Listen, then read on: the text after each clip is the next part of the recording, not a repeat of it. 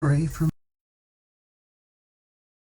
a lovely book called The Olive Fairy Book, which was compiled by Andrew Lang and translated by his wife in 1907, so is a public domain work. This story is called The Blue Parrot.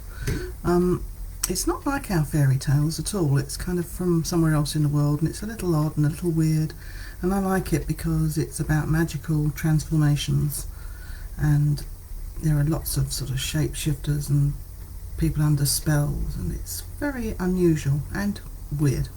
World of weird writings. The Blue Parrot.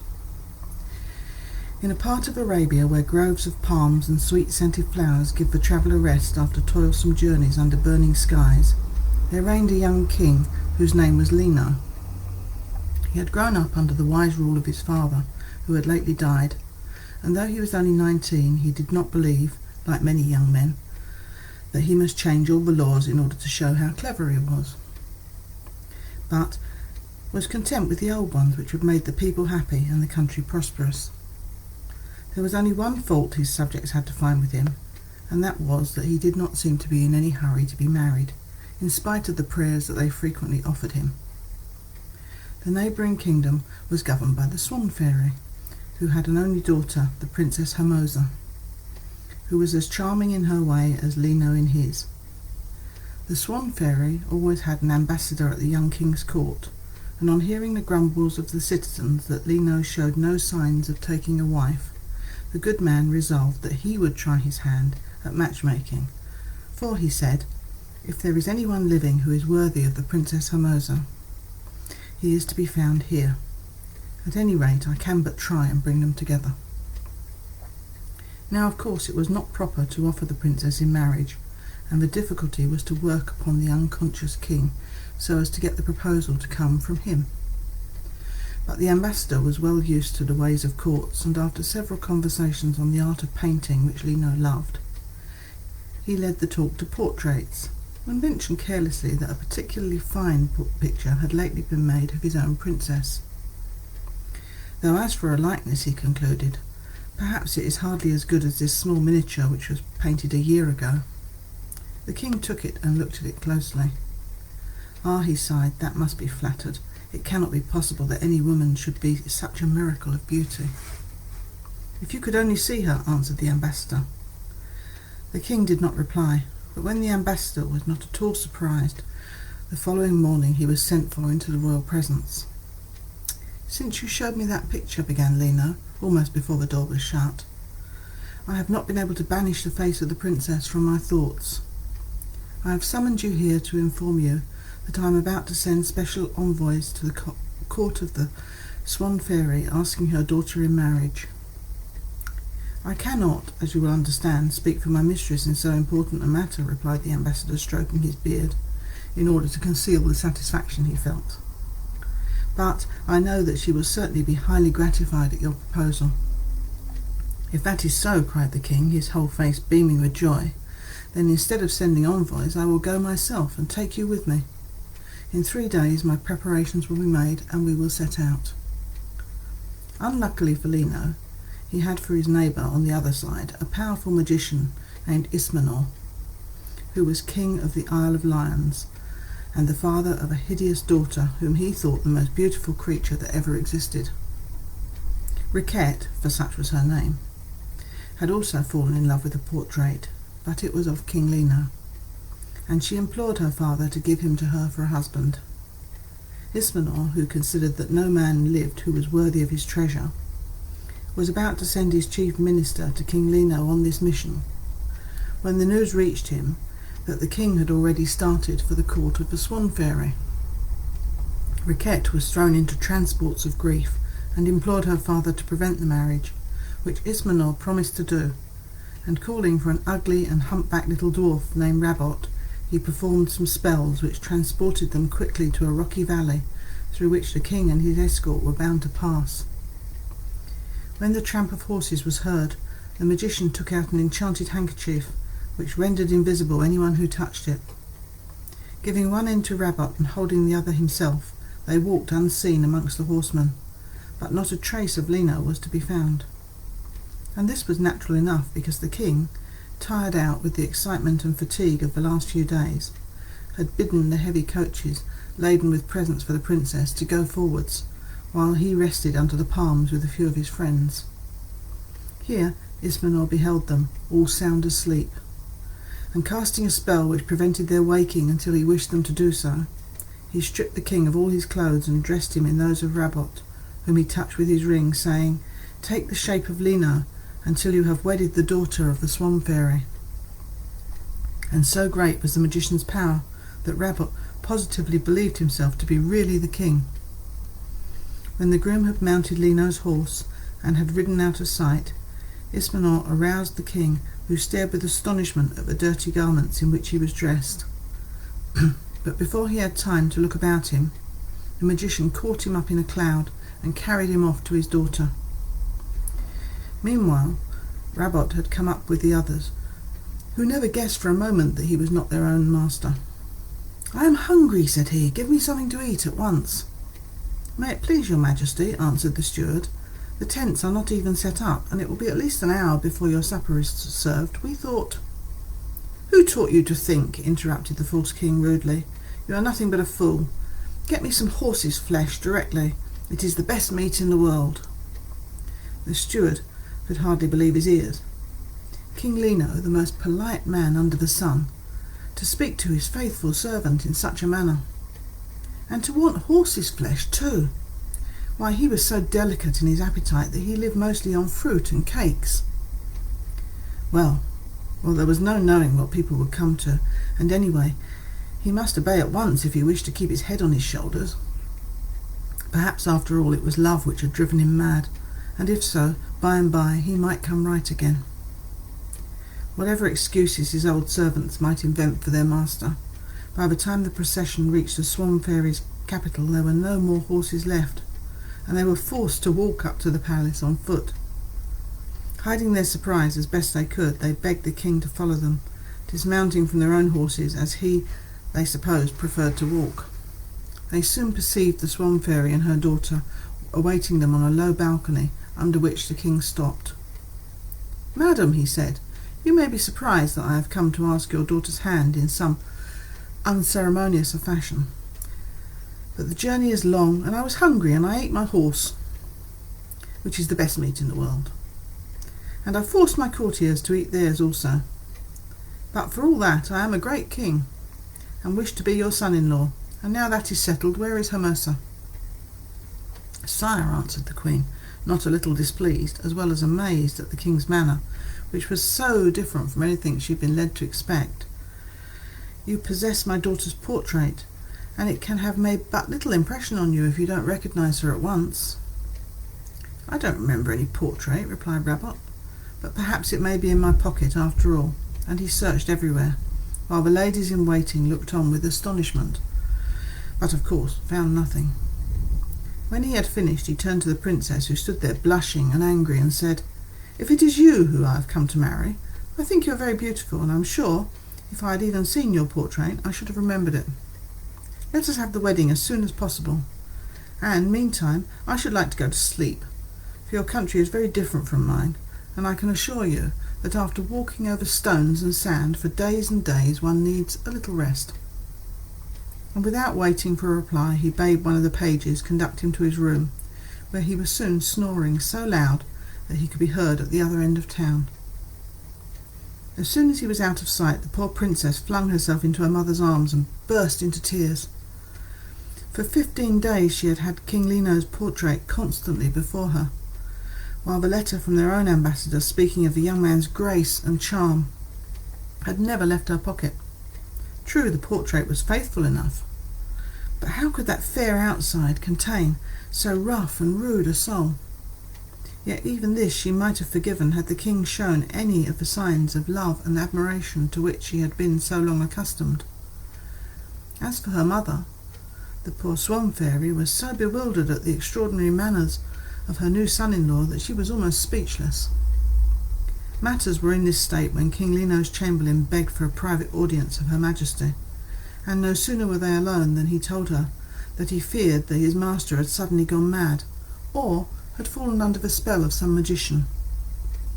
"I had been lost in astonishment before," said he, "but now that he has failed to recognise the princess, and no longer possesses her portrait, which he would never part from for a single instant, my amazement knows no bounds. Perhaps, madam, your fairy gifts may be able to discover the reason of this change in one whose courtesy was the talk of the kingdom." And with a low bow he took his departure. The Queen stood where the Chamberlain left her, thinking deeply. Suddenly her face cleared, and going to an old chest which she kept in a secret room, she drew from it a small mirror. In this mirror she could see, faithfully reflected, whatever she wished, and at this moment she desired above all things to behold King Lino as he really was. Ah, the Chamberlain was right. It was not he who was lying snoring on his bed till the whole palace shook beneath him. No, this was her real son-in-law, the man dressed in dirty clothes and imprisoned in one of Ismenor's strongest towers, and kissing the portrait of Hermosa, which had escaped the wizard's notice, owing to the young king having worn it, for better concealment, tied amongst his hair. Calling hastily to her daughter, she bade her also look, and Hermosa had the pleasure of gazing on Lino, who was behaving exactly as she could have wished. The mirror was still in her hand when the door of the prison opened, and there entered the hideous Riquette, who, from her upraised eyes, seemed to be begging from Lino some favour which he refused to grant. Of course Hermosa and her mother could not hear their words, but from Riquette's angry face as she left the room, it was not difficult to guess what had happened. But the mirror had more to tell, for it appeared that in fury at her rejection by the king, Riquette had ordered 4 strong men to scourge him until he fainted, which was done in the sight of Hermosa, who in horror dropped the mirror, and would have fallen had she not been caught by her mother. "Control yourself, my child," said the fairy. "We have need of all our wits if we are to rescue the king from the power of those wicked people. And first it is necessary to know who the man that has taken his name and his face really is." Then picking up the mirror, she wished that she might behold the false lover, and the glass gave back a vision of a dirty, greasy groom, lying dressed as he was on her bed of state. So this is the trick Ismenor hoped to play us. Well, we will have our revenge, whatever it costs us to get it. Only we must be very careful not to let him guess that he has not deceived us, for his skill in magic is greater than mine, and I shall have to be very prudent. To begin with, I must leave you, and if the false king asks why, then answer that I have to settle some affairs on the borders of my kingdom. Meanwhile, be sure you treat him most politely. Arrange fêtes to amuse him. If he shows any signs of being suspicious, you can even give him to understand that on your marriage I intend to give up the crown to your husband. And now farewell." So saying, the Swan Fairy waved her hand, and a cloud came down and concealed her. And nobody imagined that the beautiful white cloud that was blown so rapidly across the sky was the chariot that was carrying the Swan Fairy to the tower of Ismenor. Now the tower was situated in the midst of a forest, so the Queen thought that under cover of the dark trees it would be quite easy for her to drop to earth unseen. But the tower was so thoroughly enchanted that the more she tried to reach the ground, the tighter something tried to hold her back. At length, by putting forth all the power she possessed, she managed to descend to the foot of the tower, and there, weak and faint as she was with her exertions, she lost no time in working her spells, and found that she could only overcome Ismenor by means of a stone from the ring of Gyges. But how was she to get this ring? For the magic book told her that Ismenor guarded it night and day among his most precious treasures. However, get it she must, and in the meantime the first step was to see the royal prisoner himself. So drawing out her tablet, she wrote as follows: "The bird which brings you this letter is the Swan Fairy, mother of Hermosa, who loves you as much as you love her." And after this assurance she related the wicked plot of which he had been the victim. Then quickly changing herself into a swallow, she began to fly around the tower till she discovered the window of Lino's prison. It was so high up that bars seemed needless, especially as 4 soldiers were stationed in the passage outside. Therefore, the fairy was able to enter and even hop on his shoulder. But he was so much occupied with gazing at the princess's portrait that it was some time before she could attract his attention. At last she gently scratched his cheek with the corner of the note, and he looked around with a start. On perceiving the swallow, he knew at once that help had come, and tearing open the letter, he wept with joy and on seeing the words it contained, and asked 1,000 questions as to Hermosa, which the swallow was unable to answer, though by repeated nods she signed to him to read further. "Must I indeed pretend to wish to marry that horrible Riquet?" he cried, when he had finished. "Can I obtain the stone from the magician?" Accordingly, the next morning, when Riquet paid him her daily visit, he received her much more graciously than usual. The magician's daughter could not contain her delight at this change, and in answer to her expressions of joy, Lino told her that he had had a dream by which he had learned the inconstancy of Hermosa, and also that a fairy had appeared and informed him that if he wished to break the bonds which bound him to the faithless princess and transfer his affections to the daughter of Ismenor, he must have in his possession for a day and a night a stone from the ring of Guige, now in the possession of the magician.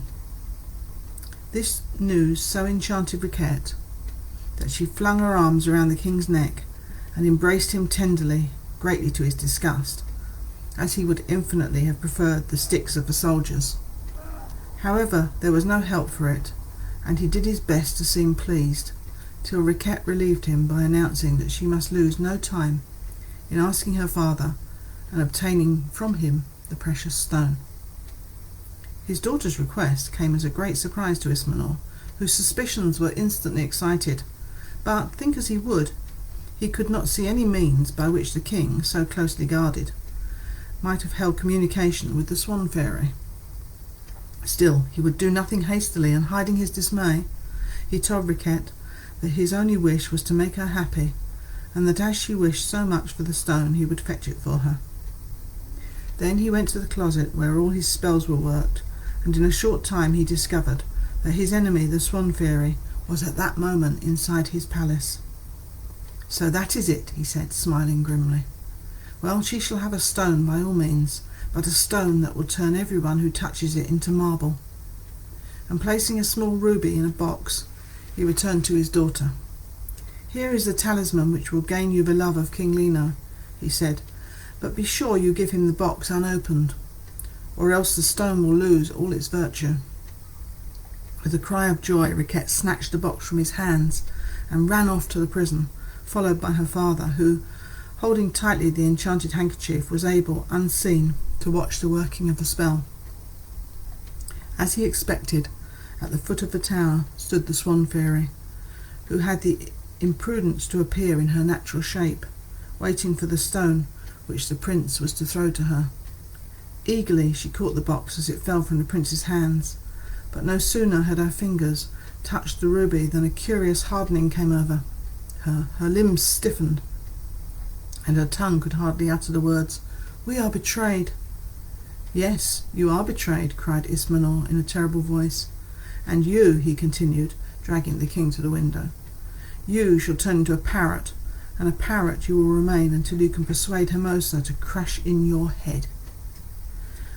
He had hardly finished before a blue parrot flew out into the forest, and the magician, mounting in his winged chariot, set off for the Isle of Swans, where he changed everybody into statues, exactly in the positions in which he found them, not even excepting Rabot himself. Only Hermosa was spared, and her he ordered to get into his chariot beside him. In a few minutes he reached the Forest of Wonders, when the magician got down and dragged the unhappy princess out after him. "I have changed your mother into a stone and your lover into a parrot," said he, "and you are to become a tree, and a tree you will remain, until you have crushed the head of the person you love best in the world. But I will leave your mind and memory, that your tortures may be increased 1,000-fold." Great magician as he was, Ismenor could not have invented a more terrible fate had he tried for 100 years. The hours passed wearily by for the poor princess, who longed for a woodcutter's axe to put an end to her misery. How were they to be delivered from their doom? And even supposing that King Lino did fly that way, there were thousands of blue parrots in the forest, and how was she to know him or he her? As to her mother, that was too bad to think about. So being a woman, she kept on thinking. Meanwhile the blue parrot flew about the world, making friends wherever he went, till one day he entered the castle of an old wizard who had just married a beautiful young wife.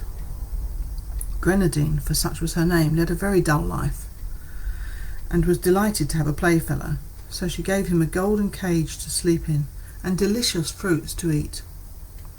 Only in one way did he disappoint her. He would never talk as other parrots did. "If only you knew how happy it would make me, I'm sure you would try," she was fond of saying, but the parrot did not seem to hear her. One morning, however, she left the room to gather some flowers, and the parrot, finding himself alone, hopped to the table, and picking up a pencil, wrote some verses on a piece of paper. He had just finished when he was startled by a noise, and letting fall the pencil, he flew out of the window. Now hardly had he dropped the pencil when the wizard lifted a corner of the curtain which hung over the doorway, and advanced in the room.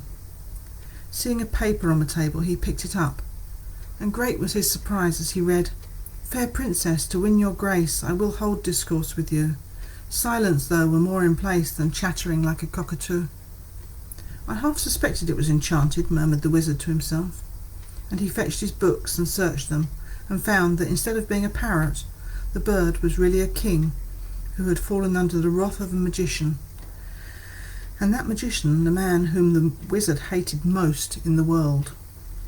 Eagerly he read on, seeking for some means of breaking the enchantment, and at last, to his great joy, he discovered the remedy. Then he hurried to his wife, who was lying on some cushions under the tree on which the parrot had perched, and informed her that her favourite was really the king of a great country, and that if she would whistle for the bird they would all go together to a certain spot in the Forest of Marvels, where I will restore him to his own shape. Only you must not be afraid or cry out whatever I do," added he, "or everything will be spoilt." The wizard's wife jumped up in an instant, so delighted was she, and began to whistle the song that the parrot loved. But as he did not wish it to be known that he had been listening to the conversation, he waited until she had turned her back, when he flew down the tree and alighted on her shoulder. Then they got into a golden boat which carried them to a clearing in the forest, where 3 tall trees stood by themselves. "I want these trees for my magic fire," he said to his wife. "Put the parrot on that branch, he will be quite safe, and go yourself to a little distance. If you stay too near, you may get your head crushed in their fall." At these words the parrot suddenly remembered the prophecy of Ismenor, and held himself ready, his heart beating at the thought that in one of those trees he beheld Hermosa. Meanwhile the magician took a spade and loosened the earth of the roots of the 3 trees, so they might fall all together. Directly the parrot observed them totter, he spread his wings and flew right under the middle one, which was the most beautiful of the 3. There was a crash. Then Lino and Hermosa stood facing each other, clasped hand in hand. After the first few moments, the princess's thoughts turned to her mother, and falling at the feet of the magician, who was smiling with delight at the success of his plan, she implored him to help them once more, and to give the Swan Fairy back her proper shape. "That is not so easy," said he, "but I will try what I can do." And transporting himself to his palace to obtain a little bottle of poisoned water, he waited till nightfall, and started at once for Ismenor's tower. Of course, had Ismenor consulted his books, he would have seen what his enemy was doing. He might have protected himself. But he had been eating and drinking too much, and he had gone to bed sleeping heavily. Changing himself into a bat, the magician flew into the room, and hiding himself in the curtains, he poured all the liquid over Ismenor's face, so that he died without a groan. At the same instant the Swan Fairy became a woman again, for no magician, however powerful, can work spells which last beyond his own life. So when the Swan Fairy returned to her capital, she found all her courtiers waiting at the gate to receive her, and in their midst, beaming with happiness, Hermosa and King Lino. Standing behind them, though a long way off, was Rabot, but his dirty clothes had given place to clean ones, when his earnest desire was granted, and the princess had made him head of her stables. And here we must bid them all farewell, feeling sure they will have many years of happiness before them after the terrible trials through which they have passed. And apparently originally this was adapted and shortened from Le Cabinet de Fées,